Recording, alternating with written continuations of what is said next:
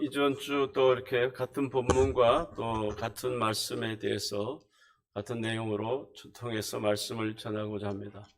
인류 역사를 통해서 가장 놀라운 일은 하나님의 아들 예수 그리스도께서 이 땅에 오신 것입니다. 우리나라는 반만년의 역사를 가졌지만 지난 130여 년 전에 복음이 들어오지 않았다면 아직도 흑암 가운데 고통받는 그런 민족이 되었을 것입니다. 예수 그리스도의 빛이 사라진 북한은 오늘도 온 땅이 캄캄하여서 어느 한 곳도 밝은 곳이 없습니다. 세상에서 가장 큰 슬픔의 비극이 그림자가 지금도 그것을 덮고 있는 것입니다. 인간에게 가장 큰 영광은 나라와 가정이나 개인이나 참빛 되신 예수 그리스도께서 찾아주시는 것입니다. 예수님 당시 활동을 하셨던 무대는 갈릴리 사역이었습니다. 이 갈릴리라는 것은 어떤 것입니까? 이사야서 9장 2절에 말씀하신 것처럼 흑암에 행하던 백성이 큰 빛을 보고 사망에 그늘진 땅에 거주하던 자에게 빛이 비치도다, 이런 말씀처럼 이 갈릴리는 흑암의 땅이었습니다. 그리고 비천한 곳이었고 버림받은 지역이지만 그곳에 참 빛이신 주님이 찾아주심으로 인해서 갈릴리를 영화롭게 하셨다. 이사야 선지자의 그 예언처럼 그 말씀대로 갈릴리를 영화롭게 하셨다라고 이렇게 말씀하고 있습니다. 여러분, 하나님의 아들 온 인류를 구원하신 주 예수 그리스도께서 이 갈릴리에 찾아오신 것입니다. 예수님은 갈릴리 사람들을 제자로 삼으시고 또 갈릴리에서 수많은 기적과 능력을 베푸시면서 이곳에서 거의 많은 사역을 다 하셨어요. 그래서 사복음서에서 나오는 모든 기사와 이적은 거의 다 갈릴리에서 행하신 것입니다. 예수님께서는 이 갈릴리 사람이 되었고 또 이 갈릴리 사람들의 그 상처를 싸매어주고 또 그들의 아픔과 부끄러움을 다 회복해 시켜 주셨습니다. 오늘 본문도 이 갈릴리에서 일어나는 사건입니다. 잘 아는 것처럼 예수님께서 이 갈릴리 호숫가에서 밤새도록 수고하고 아무것도 얻지 못했던 이 베드로에게 찾아주셔서 주님께서 베드로를 만나는 그런 귀한 장면입니다. 그 갈릴리에도 아마 많은 배들이 있었을 겁니다. 그러나 주님께서는 특별히 이 베드로의 배를 찾아오셨어요. 이렇듯 예수님께서는 많은 사람들 가운데 특별히 여러분을 택하시고 찾아오신 것입니다. 이 땅에 수많은 사람들이 많이 있지만 주님께서는 우리의 집을, 우리의 가정을, 그리고 무엇보다도 나를 찾아오신 거예요.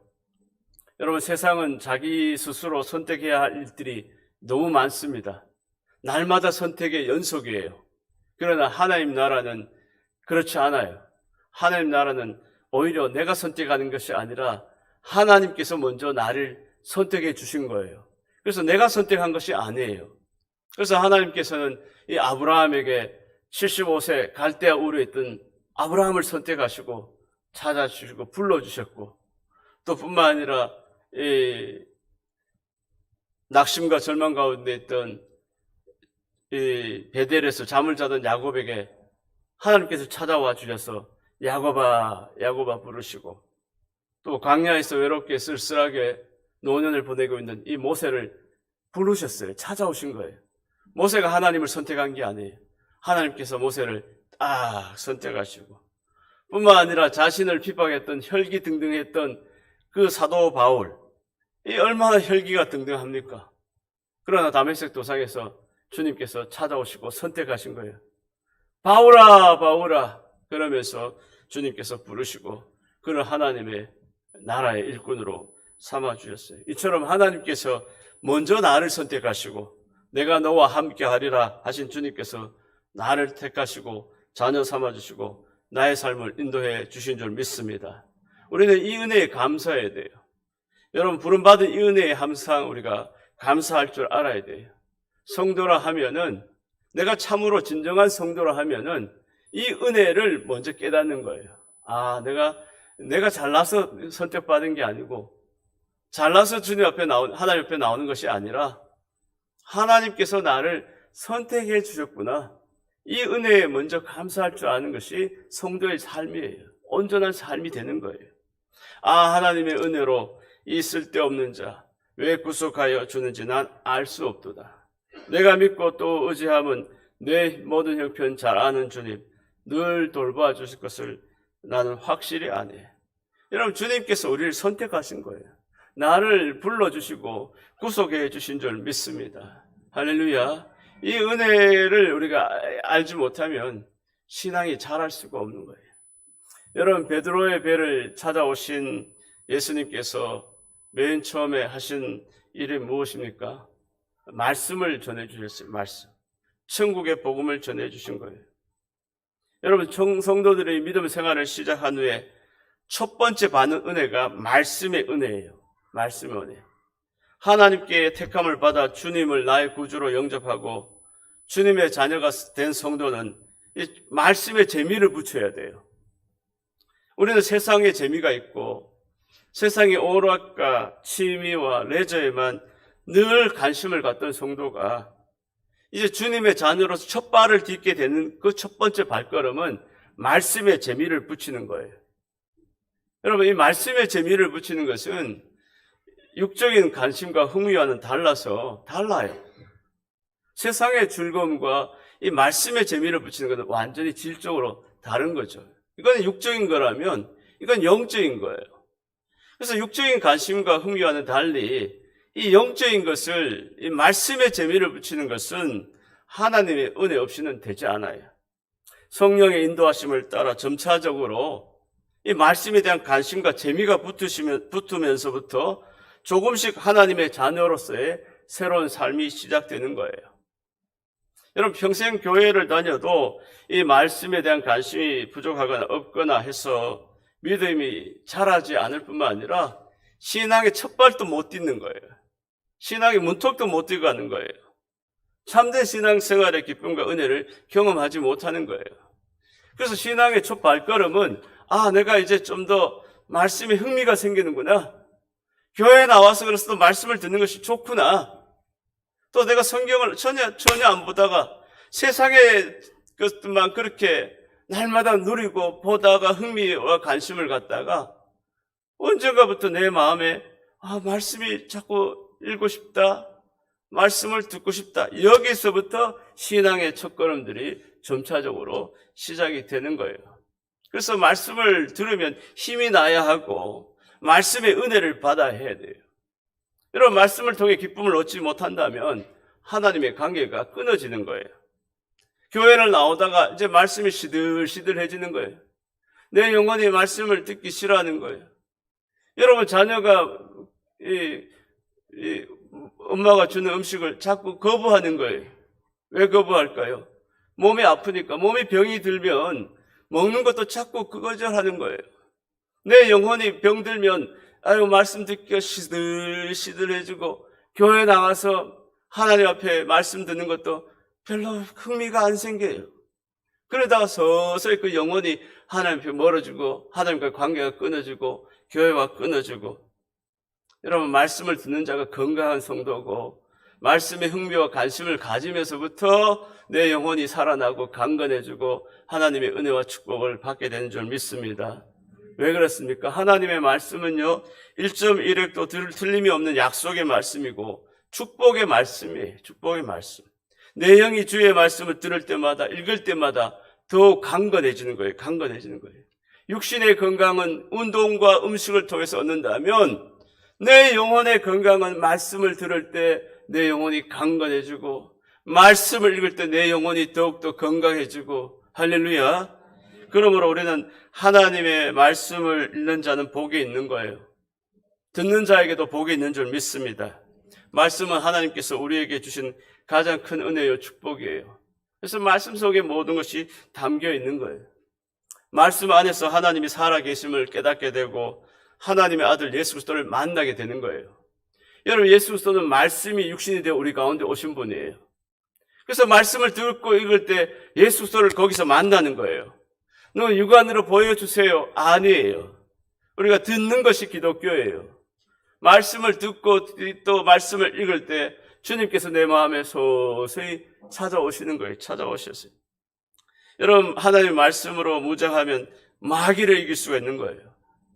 여러분, 이 세상의 마귀는 보이지 않는데 세상의 지식으로 못 이겨요. 세상의 능력으로 못 이겨요. 우리 가정에 악한 마귀가 들어오는데, 우리 자녀들 가운데 역사하는데 어떻게 이길 수 있겠어요? 말씀으로 무장해야 돼요. 예수님께서도 마귀를 물리칠 때마다 항상 말씀으로 물리치신 거예요. 사탄 마귀가 시험할 때도 말씀으로 이겼을 거예요.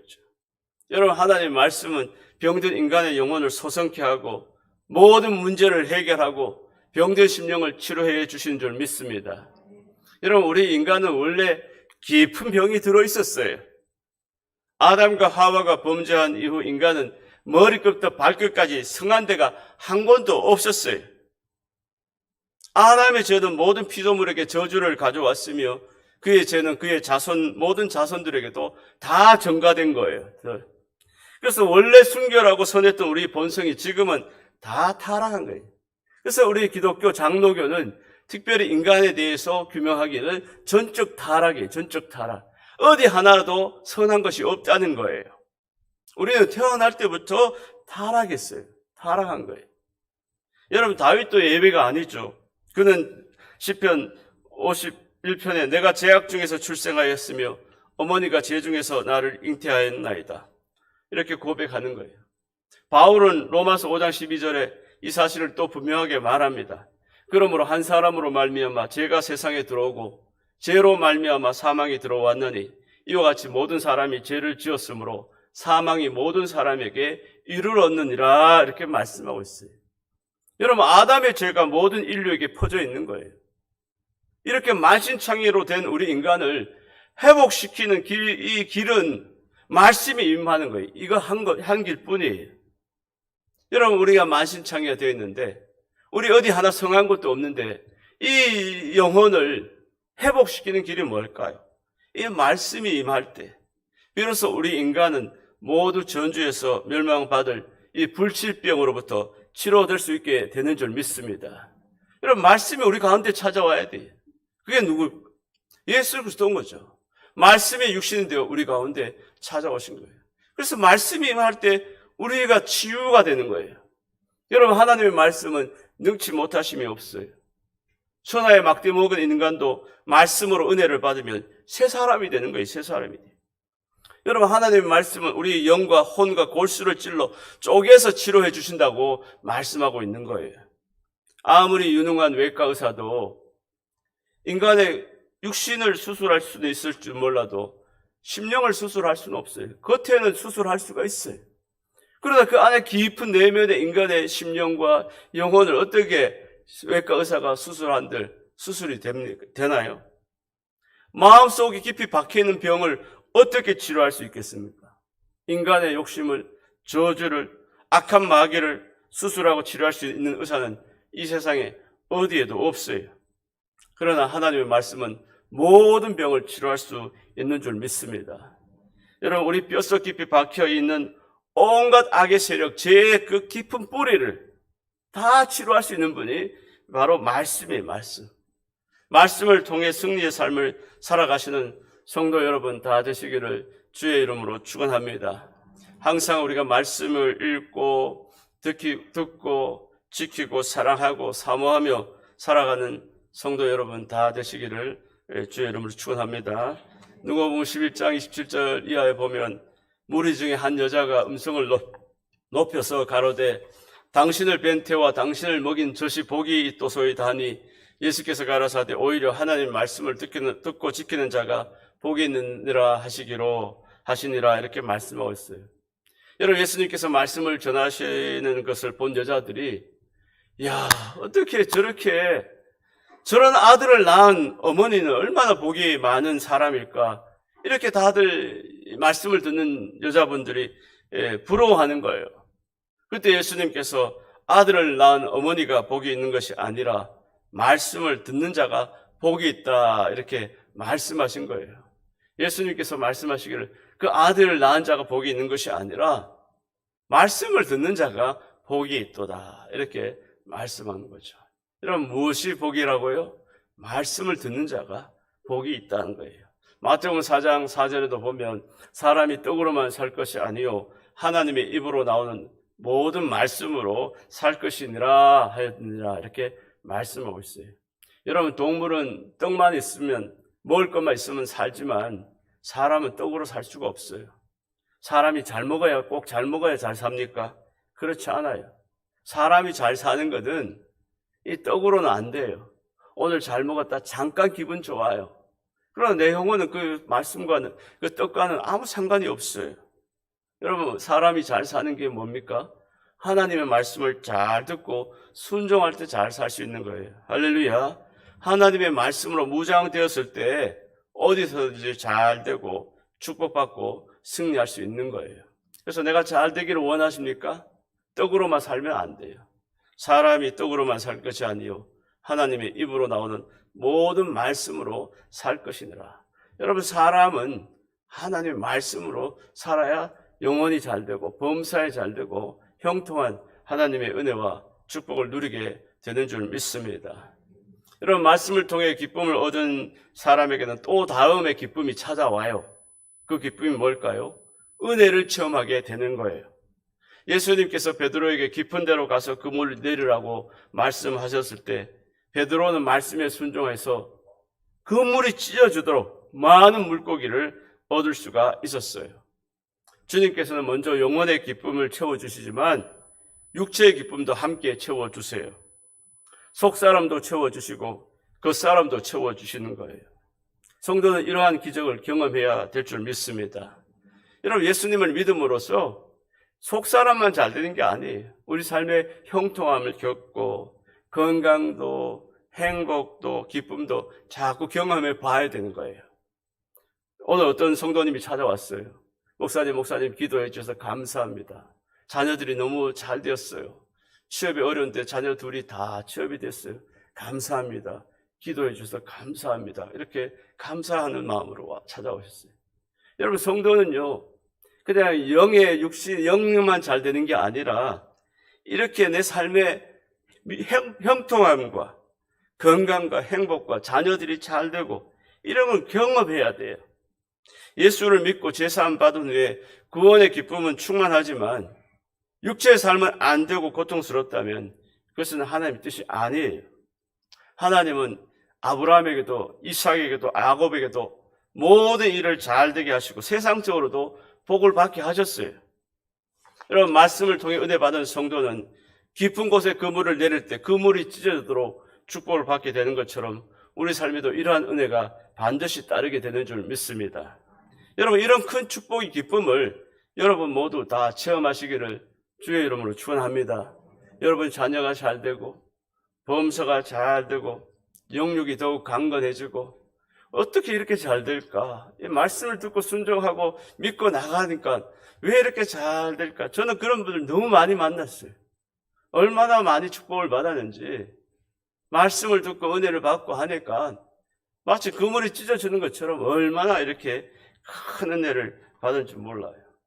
여러분, 말씀을 의지하고 말씀대로 순종하고 나아가면 내 영혼이 잘된 것 같이 내 육신에도 복이 찾아오고 생활 속에도 복이 찾아오는 줄 믿습니다. 여러분, 안 되는 가정도 일어나게 되는 거예요. 실패했던 삶에도 다시 회복의 역사가 나타나는 거예요. 인간은 다 누구나 실패합니다. 남이 실패했다고 우리가 비웃으면 절대로 안 돼요. 왜 그렇습니까? 나도 언제 실패할지 모르기 때문이죠. 여러분, 이 세상을 살면서 실패를 경험하지 않는 사람은 없어요. 어떤 면에서 실패는 다 일상이에요. 어떤 면에는 일상이에요, 일상. 우리 삶이 실패가 일상이죠. 그게 뭐 남의 얘기가 아니에요. 성공한 사람은 천에 하나 만에 하나 기회를 잘 잡은 경우일 뿐이에요. 그리고 그 사람은 언제 또 실패할지 모르는 일이죠. 지금 내가 성공했다고 해서 끝까지 성공할 수 있을까요? 알 수가 없죠. 그 인생도 어느 순간에 또 실패가 찾아올 수도 있는 거예요. 내가 지금 실패했다고 낙심하지 않아도 돼요. 왜? 우리는 길이 있는 거예요. 하나님의 말씀을 잘 듣고 순종하고 나가면 하나님께서 회복의 역사를 이루시고 실패를 성공으로 만들어주시고 하나님의 은혜로 우리를 복되게 해주신 줄 믿습니다. 여러분, 요셉이 실패했잖아요. 다 성경은 실패자예요. 요셉이 실패하고 버림받고 나중에 바다까지 가는 삶이었지만 하나님이 함께 하시니까 요셉의 삶이 점점 일어나는 거예요. 일어나게 되고 높여주고 또 다 그런 과정을 겪는 거죠. 여러분, 베드로도 밤이 맞도록 그물을 던졌지만 고기 한 마리 잡지 못했어요. 그러나 주님의 말씀에 의지해서 순종할 때 고기가 가득 차고 넘치는 은혜를 체험하게 된 줄 믿습니다. 우리가 앞으로 살아갈 날들 중에도 성공보다는 실패할 일들이 더 많이 남아 있을 거예요. 그러나 우리는 주님을 의지하고 주의 도우심과 은혜로 살아갈 때 실패를 성공으로 만들어 주시고 또 베드로가 실패했을지라도 그 베드로의 고기 배에 그물이 차고 넘치는 은혜를 베풀어 주신 것처럼 우리 삶에도 이러한 은혜를 주님께서 베풀어 주신 줄 믿습니다. 우리는 말씀대로 잘 따라가면 돼요. 말씀에 잘 순종하면 돼요. 말씀에 흥미와 관심을 가지면 돼요. 그때부터 내 영혼이 살아나고 내 삶과 내 가정에는 하나님의 놀라운 은혜와 축복의 역사들이 반드시 나타나게 되어줄 줄 믿습니다. 어떤 분이 발에 가시가 하나 박혔는데 대수롭지 않게 생각하고 그냥 바쁜 일정 때문에 그냥 걸어 다녔어요. 그런데 이 발에 가시가 조그마하지만 자꾸 쑤시는 거예요. 너무 쑤시니까 서서히 곪기 시작했어요.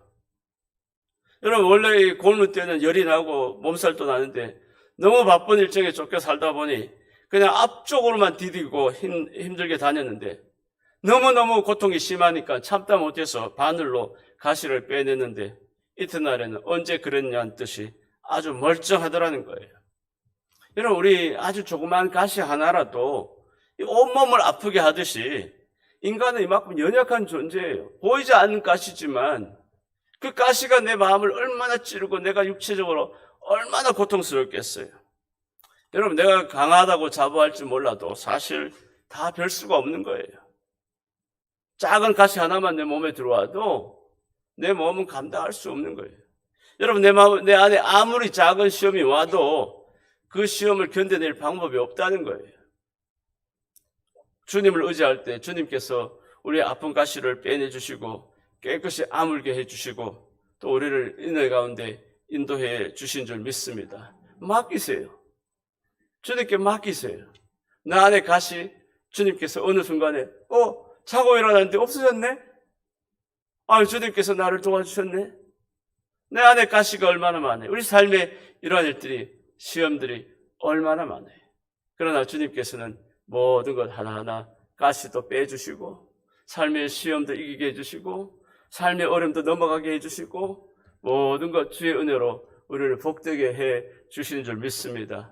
자손과 나의 갈 길 다 가도록 예수 인도하시니 내 주 안에 있는 긍휼 어찌 의심하리요. 믿음으로 사는 자는 하늘 위로 받겠네. 무슨 일을 만나든지 만사형통하리라. 무슨 일을 만나든지 만사형통하리라. 여러분, 우리가 조금만 안 되면 낙심하고 잘 되는 것만 기뻐하는 것은 성도의 태도가 아닙니다. 주님께서 주시는 그 기쁨에서 더 발전해서 나누어 주는 기쁨으로 나아가야 돼요. 우리가 받은 은혜는 내 힘으로 얻은 은혜가 아닙니다. 주님께서 아무런 조건 없이 거저 주시는 은혜예요. 나 혼자만 누리는 은혜라고 생각해서는 안 돼요. 이 베드로가 주님께서 이 큰 은혜를, 배가 차고 넘치는 은혜를 채워주실 때 이 베드로는 친구의 배까지 가득 채울 수 있도록 또 은혜를 주님께서 내려주셨어요. 그래서 저 베드로는 자기의 배만 채울 뿐만 아니라 이웃에 하는 배에도 다 채워졌어요. 여러분, 받는 기쁨도 크지만 주님 기쁨이 얼마나 큰지 깨달아야 돼요. 최고의 기쁨은 나누어 주는 기쁨이에요. 은혜를 받아서 나 혼자만 잘 살고 내 자녀만 잘 되고 우리 집만 행복하다면 무슨 기쁨이 있겠어요? 기쁨 위에 더 큰 기쁨은 은혜를 나누는 기쁨이에요. 우리 교회도 우리 가정도 크신 은혜를 받아서 주님의 은혜를 감사하면서 나누는 기쁨, 그런 기쁨이 여러분 삶을 통해서 자꾸 퍼져나가는 그런 복된 역사들이 나타나기를 주의 이름으로 축원합니다. 주의 빛이 우리 가운데 찾아오시고 주님의 성탄절에 우리 가운데 함께 하신 것처럼 이 은혜와 기쁨을 나누는 거예요. 여러분, 왜 그렇습니까? 우리가 숨 쉬고 살아가는 모든 것은 주님께서 주신 은혜이기 때문이에요. 우리도 받은 은혜에 감사해서 이 미얀마에 또 선교를 하는 거예요. 선교해서 그 기쁨을 나누는 거예요. 그 축복을 나누는 거예요. 어렵고 열악한 또 선교지마다 그런 은혜를 나눠요. 여러분, 지혜를 얻었으면 지혜로, 건강을 얻었으면 건강으로, 물질을 얻었으면 물질로 하나님을 섬기고 이웃을 섬겨야 돼요. 계속 자기만 채우려고 아둥바둥하면 하나님께서 더 이상 축복해 주시지 않아요. 하나님께서 기적을 주신 그 목적대로 잘 쓰이고 있을 때 하나님께서는 계속 기적이 나타나는 거예요. 하나님께서 원하시는 그 기쁨이 뭐예요?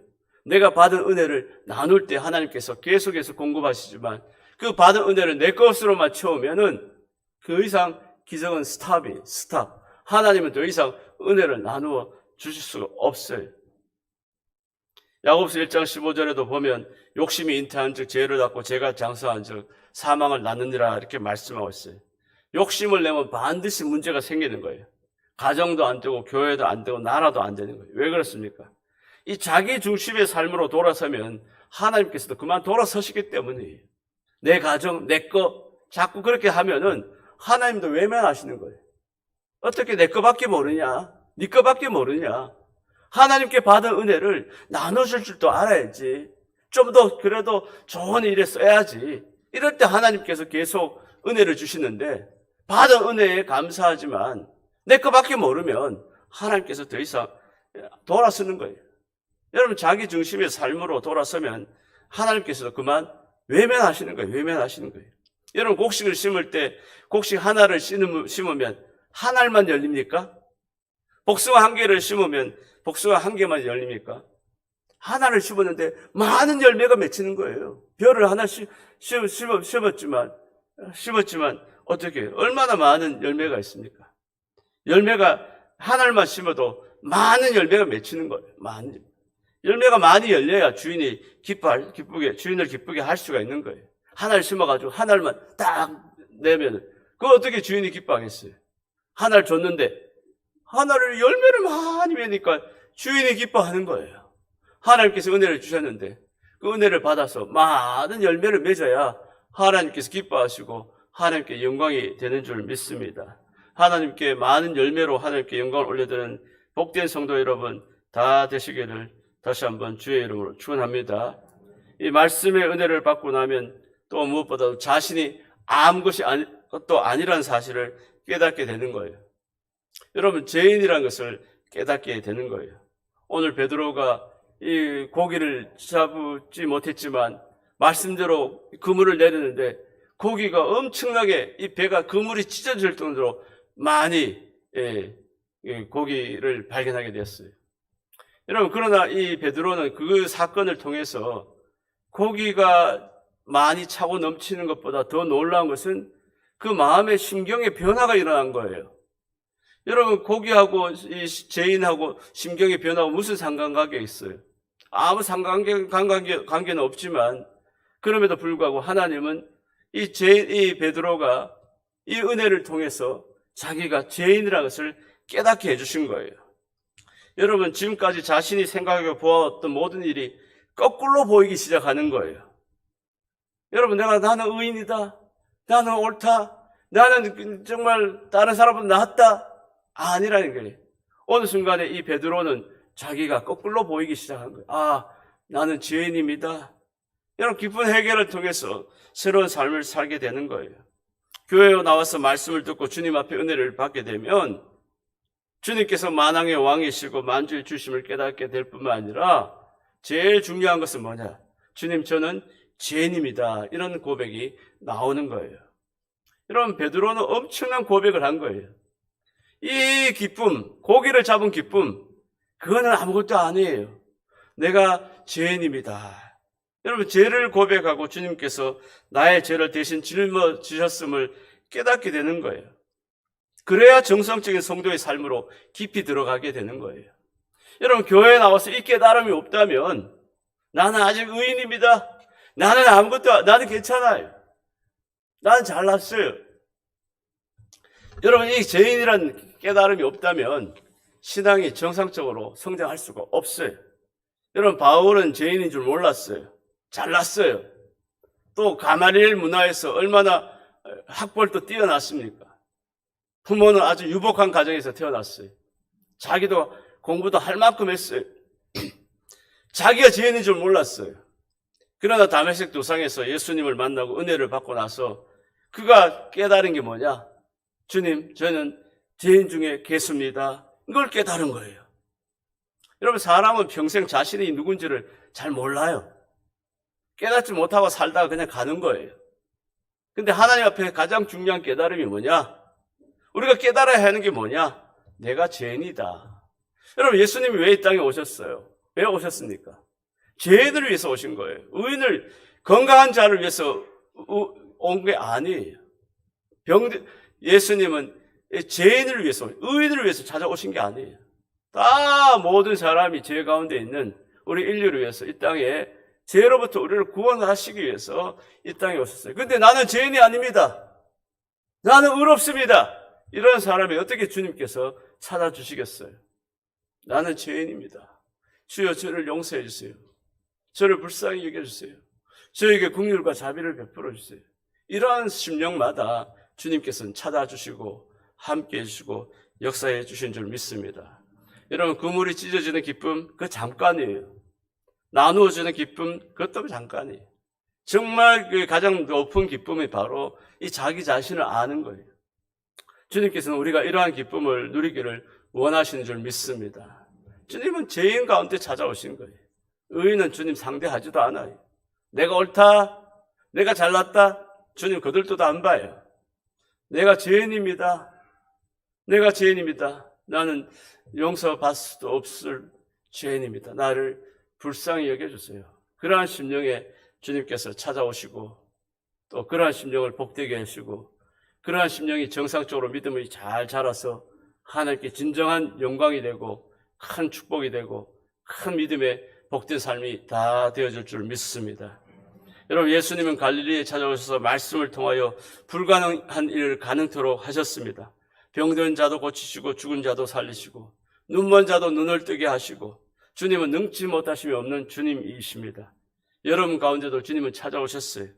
갈릴리의 능력의 주님께서 여러분과 함께 하실 줄 믿습니다. 민수기 6장 24절 이하에 보면 여호와는 내게 복을 주시고 너를 지키시기를 원하며 여호와는 그 얼굴로 내게 비치사 은혜 베푸시기를 원하며 여호와는 그 얼굴을 내게로 향하여 드사 평강 주시기를 원하노라 할지니라 하라. 그들은 이같이 내 이름으로 이스라엘을 축복할지니 내가 그들에게 복을 주리라. 이렇게 말씀하고 계십니다. 여러분, 오병이어의 기적을 일으키신 주님께서 우리를 끊임없이 사랑하시고 기뻐하시며 축복해 주시기를 원하시는 거예요. 갈릴리에 찾아오셔서 모든 갈릴리 사람들을 축복하시고 베드로를 축복하신 것처럼 예수님은 어두운 이 땅에 빛으로 오셔서 우리를 축복하시고 또 지난 130년 전에 이 땅에 찾아오셔서 이 민족을 얼마나 축복해 주셨습니까? 주님의 빛이 임하는 곳마다 하나님의 축복이 넘치는 거예요. 어두운 우리의 마음에도 주님 찾아오셔서 우리의 가정의 빛으로 역사하시고 지금도 임마누엘 되신 주님께서 우리와 함께 하신 줄 믿습니다. 주님과 함께 주님의 은혜가 충만한 복된 성탄절 다 되시기를 주님의 이름으로 축원합니다. 하나님 아버지